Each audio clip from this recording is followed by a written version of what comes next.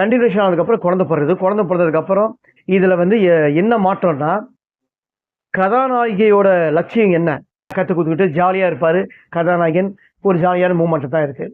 இதுக்கப்புறம் என்னன்னா, இந்த அப்பா எப்போ பாரு கதாநாயகியே தான் சாம்பியனோட இது ஜெயிச்சுன்னு வராங்க.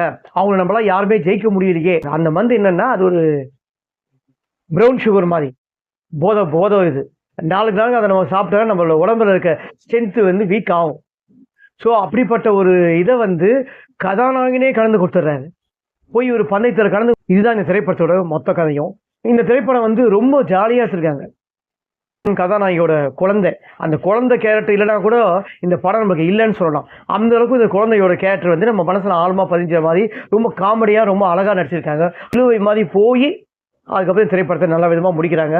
ரொம்ப ஜாலியாக இருக்குது படம். ஆனால் திரைப்படத்தை நம்ம வந்து விஷ்ணு விஷால் இந்த திரைப்படத்தை வந்து ரொம்ப எக்ஸசைஸ் பாடியாக ஃபிட்னஸாக இருந்தாலும் ஃபேட்டாக இருக்காது. ஃபேஸ் எல்லாம் வந்து ஊதி இருக்கு. இன்னைக்கு தியேட்டர் ரிலீஸாக இருக்குது. யார் இந்த திரைப்படத்தை வந்து பார்க்கணும்னு நினைக்கிறீங்களோ பாருங்கள். பார்த்துட்டு உங்களோட கருத்தையும் மறக்காமல் கமெண்ட் பாக்ஸில் பதிவு பண்ணுங்கள். வணக்கம்.